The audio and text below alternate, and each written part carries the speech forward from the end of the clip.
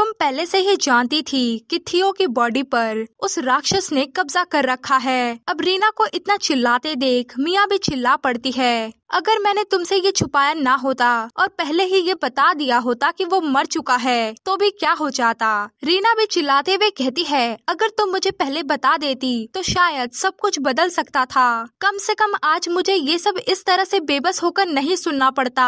ये सुनकर मिया भी चौंक जाती है और अपनी नजरें नीचे करते हुए कहती है, नॉक्स एक ऐसा राक्षस है जो लोगों को धोखा देकर उन्हें खा जाता है। क्या तुम सच में सोचती हो कि तुम उस जैसे राक्षस का सामना कर सकती थी? उस राक्षस ने तो बहुत पहले ही सर थियो की बॉडी पर कब्जा कर लिया था। ये सब सुन हमारी रीना कांपने लगती है और थियो का नाम पुकारते पुकारते बेहोश हो जाती है, लेकिन उसे हमारी मिया संभाल लेती है। इसी के साथ हमारा सीन शिफ्ट होता है बाहर, जहाँ जोर की बारिश हो रही होती है। डेमियन अपने घर पहुँचता है, जहाँ पर उसके सामने एक लेडी होती है जो कि कहती है, डेमियन आखिरकार तुम वापस आ ही गए। जाहिर है ये नॉक्स ही है जो कि अब दूसरे की बॉडी पर कब्जा कर चुका है। जो समझते हुए डेमियन कहता है, वो जिस बॉडी का तुम इस्तेमाल कर रहे थे वो कहाँ है? वो लेडी यानी कि नॉक्स कहता है, मुझे वो पसंद नहीं आया तो मैंने ये नया शरीर ले लिया।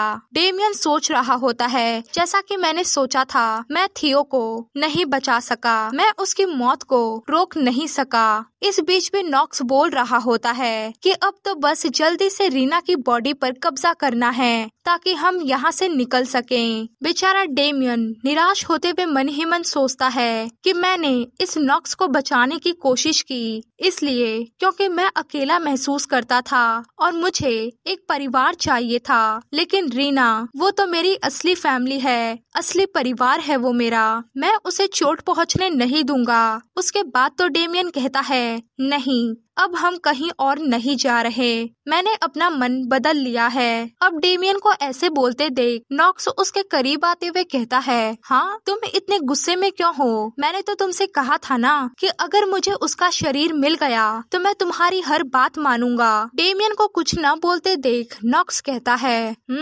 मैं एक हफ्ते बाद उत्तरी जंगल में तुम्हारा इंतजार करूंगा। इसी के साथ नॉक्स वहां से बाहर की ओर चला जाता है। अपने रूम में रह गया डेमियन सोच रहा होता है कि मुझे पूरा यकीन है कि रीना अब भी थियो की मौत के सदमे में होगी। मैं उसके लिए बहुत परेशान हूँ। क्या मुझे चुपचाप जाकर उस पर एक नजर डाल लेनी चाहिए? इधर हम देखते हैं रीना को, जिसका सर गोद में लिए हमारी मिया बैठी होती है और उसके लिए परेशान होते हुए सोच रही होती है कि शायद इसे बहुत बड़ा झटका लगा होगा। अब सोचती हूँ कि मुझे वो बात कहनी ही नहीं चाहिए थी, क्या पता मैंने इसकी हालत और भी बिगाड़ दी हो। इतने में वहाँ पर राखा आते हुए कहता है, मिया तुम्हें अपने कमरे में जाकर थोड़ा आराम करना चाहिए, इसके जागने के बाद मैं तुम्हें बुला लूंगा। ऐसा कहते हुए वो खुद भी बैठ जाता है। जो देखते हुए हमारी मियाँ कहती है, राखा तुम्हारा धन्यवाद जो तुम मेरे साथ बने रहे, मतलब जो तुम मेरे साथ बैठे हो। राखा कहता है, जब तुम यहाँ इस हालत में बैठी हो जैसे अभी गिर ही जाओगी तो मैं कहीं और क्यों जाऊँ? अगर तुम सच में शुक्रगुजार करना चाहती हो तो बस जल्दी से ठीक हो जाओ। मियाँ कहती है, मुझे तो पता ही नहीं था कि रीना को भी नॉक्स के बारे में सब कुछ मालूम है। राखा कहता है, ये तो साफ है कि रीना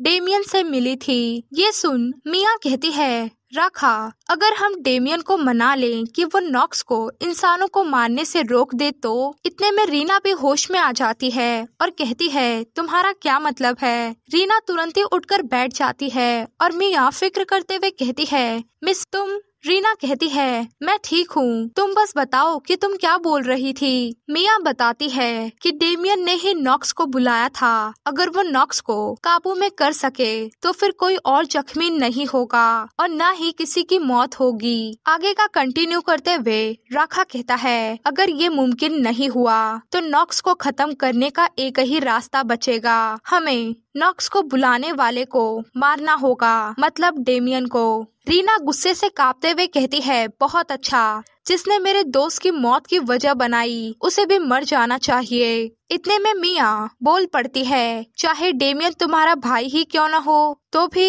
ये सुन रीना एकदम चौंक जाती है कि क्या मेरा भाई? अब समझ में आया कि उसने मुझसे ऐसा क्यों कहा था। मुझे जाना होगा। रीना को इतना जल्दी में जाते देख पीछे से मिया कहती है, अगर तुम्हें डेमियन मिल जाए तो उसे यहाँ लेकर आना, मुझे भी उससे कुछ बात करनी है। रीना जाते हुए कहती है, ठीक है, आज तुम्हें परेशान किया उसके लिए माफ करना। उसके बाद तो हमारा सीन शिफ्ट होता है कुछ दिनों के बाद, वो भी इंपीरियल पैलेस में। हमारी रीना वहाँ पर होती है और उससे कोई कहता है, प्लीज थोड़ा इंतजार कीजिए, ही इज मैजेस्ट्री बस आ ही रहे हैं। हमारी रीना भी एम्परर का इंतजार करते हुए बैठ जाती है, लेकिन वो उदास होती है। उसके मन में चल रहा होता है कि मैं तो थियो के फ्यूनरल में भी शामिल नहीं हो पाई। एम्परर ने मुझे यहाँ बुलाया था, लेकिन अब जबकि मैं पैलेस में हूँ तो भी मेरा मन बार बार थियो की ओर चला जाता है। मुझे वो दिन आज भी याद है जब थियो ने मुझसे कहा था, चाहे जो भी हो जाए मैं इंपीरियल ऑर्डर का मेंबर बनकर रहूंगा और तुम्हारे भाई को ढूंढ निकालूंगा। रीना रीना, इतने में कोई कहता है, मिस रीना आपकी चाय ठंडी हो जाएगी। ये सुन रीना अपने ख्यालों से बाहर आती है और उसके सामने होता है एम्परर किनेस, जो कि कहता है, क्या तुम ठीक हो? एम्परर रीना के बाजू में ही बैठ जाता है और हमारी रीना अपने आंसुओं को कंट्रोल करते हुए माफी मांगने लगती है कि मैंने आप पर ध्यान नहीं दिया। उसके बाद तो रीना जोर जोर से रोने लगती है। एम्परर किनेस उसे संभाल रहा होता है और मन ही मन सोच रहा होता है कि मैं क्या करूं। मैंने आज तक कभी किसी रोते हुए इंसान को चुप नहीं कराया। खैर रीना रोते हुए बोल रही होती है कि डेमियन तुमने ऐसा क्यों किया? एम्परर किनेस मन ही मन सोचता है, डेमियन ये नाम तो मैंने पहले कभी नहीं सुना। दूसरी ओर हम देखते हैं एंटिया हाउस में मिया आते हुए कहती है, राखा क्या तुम बिजी हो? राखा कहता है, ओ मिया क्या बात है? मिया कहती है, असल में मैं आज रीना से मिलने जाना चाहती हूँ। मैंने फ्यूनरल के बाद उसे एक लेटर भेजा था, लेकिन अब तक कोई जवाब नहीं आया। मुझे उसकी चिंता हो रही है। राखा कहता है, ठीक है जरूर जाओ। मिया चौंकते हुए कहती है, क्या तुम मुझे इतनी आसानी से जाने दे रहे हो? राखा मुस्कुराते हुए कहता है, लेकिन क्या वो तुमसे मिलना चाहेगी? तुम बस अपना समय बर्बाद करोगी। मिया मन ही मन उदास होकर सोचती है तो राखा को लगता है कि रीना मुझसे नहीं मिलेगी, है ना? उसके बाद तो मिया कहती है, मुझे इसमें भी कोई प्रॉब्लम नहीं है। राखा कहता है, अच्छा। इसी के साथ वो मिया को घूरने लगता है और अगले ही पल हमारी मिया होती है राखा के गोद में और राखा मिया को छेड़ते हुए कहता है, लेकिन मैं तुम्हें वहाँ ऐसे ही जाने नहीं दे सकता। इन कमजोर पैरों के साथ राखा मिया के पैर को धीरे से सहलाते हुए कहता है, तुम्हें झिझकने की जरूरत नहीं है। मिया अपने मुंह को शर्म से कवर करते हुए कहती है, ओ तुम इस तरह से मुस्कुराना बंद करो। इतने में दरवाजे पर दस्तक होती है और मिया कहती है, राखा बाहर कोई आया है। राखा कहता है, मेरी इजाजत के बिना कोई अंदर नहीं आ सकता। मिया कहती है, तुम्हें क्या लगता है बाहर कौन हो सकता है? राखा मुस्कुराते हुए कहता है, जाहिर है वो मेरा असिस्टेंट सेरोम ही होगा। मिया मन ही मन सोचती है, अभी तो काम का समय चल रहा है, लेकिन फिर भी क्या असिस्टेंट सेरोम अंदर नहीं आ सकता? इतने में राखा फिर से मिया को छेड़ते हुए कहता है, अगर तुम मुझे किस करो तो मैं तुम्हें जाने दूंगा। मिया भी उसके चेहरे को पकड़ते हुए कहती है, अच्छा अगर ऐसा है तो। इतने में दरवाजा जोर से खुलता है और चिल्लाते हुए आयशा कहती है, बहाना मत बनाओ जैसे तुम यहाँ नहीं हो, मुझे पता है कि तुम यहीं हो। अब इनको रोमांस करते देख डेल्किन अपनी आंखें चुराते हुए कहता है, आयशा मैंने कहा था ना बिना इजाजत के अंदर नहीं जा सकते। मिया तो तुरंत ही दूर हट जाती है और राखा अपना सर पकड़ लेता है कि ये दोनों। खैर मिया राखा का मजाक उड़ाते हुए कहती है, लगता है कुछ लोग ऐसे भी हैं जो यहाँ बिना किसी इजाजत के भी आ सकते हैं। उसके बाद तो राखा कहता है, तो तुम वापस कब लौटने का सोच रही हो? इतना सुनना ही था कि आयशा कहती है, क्या मीरा कहीं बाहर जा रही है? मिया कहती है, हाँ मैं मिस रीना से मिलने जा रही हूँ। इतना सुनना ही था कि दोनों बच्चे मिया के ड्रेस पकड़ लेते हैं कि हम भी यहाँ तुमसे यही पूछने आए हैं कि क्या हम भी तुम्हारे साथ चल सकते हैं? आयशा कहती है, हाँ मीरा मैं तो अब अपनी सारी क्लासेस भी ठीक से अटेंड कर रही हूँ। डेल्किन भी कहता है, भाभी प्लीज मुझे लगता है मैं थोड़ा उदास हो जाऊंगा क्योंकि हम काफी समय से बाहर नहीं जा पाए हैं, तो हमें भी ले चलिए ना। मिया परेशान होते हुए मन ही मन सोचती है, मुझे इसकी उम्मीद ही नहीं थी। तो मतलब जानबूझकर राखा ने जुड़वा बच्चों को ये नहीं बताया है ना। इसको पहले से ही पता था कि मैं रीना से मिलने जाऊंगी। खैर उसके बाद तो हमारा सीन शिफ्ट होता है सीधा एड्रियन हाउस में, जहाँ पर मिया जुड़वा बच्चों के साथ पहुँचती है। एड्रियन हाउस का बटलर कहता है, मिस रीना तो इंपीरियल पैलेस गई हैं और बैरन और बैरनेस एड्रियन ये दोनों ही विदेश चले गए हैं। तो इस टाइम एड्रियन हाउस में कोई भी नहीं है, लेकिन मिस रीना जल्द ही वापस आ जाएंगी। तो क्या आप ड्राइंग रूम में बैठकर उनका इंतजार करोगी? मिया कह देती है कि हाँ जरूर। उसके बाद तो बटलर उन्हें बोलता है, तो फिर चलिए मेरे पीछे।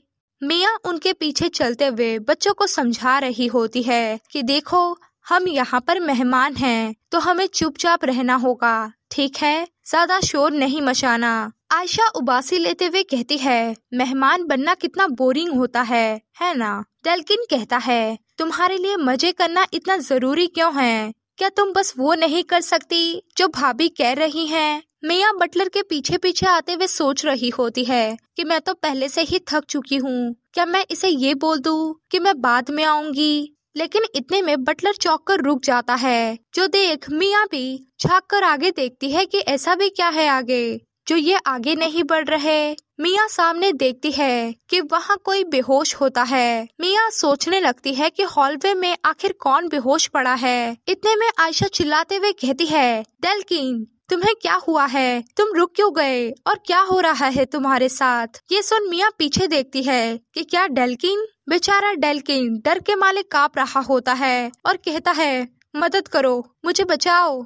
जाहिर है डेल्किन डेमियन को देखकर डर गया है, क्योंकि पिछली बार डेमियन ने उसके गले पर तलवार रखी थी और ये हॉलवे में बेहोश पड़ा आदमी डेमियन ही है, जिसे कि डेल्किन ने पहचान लिया।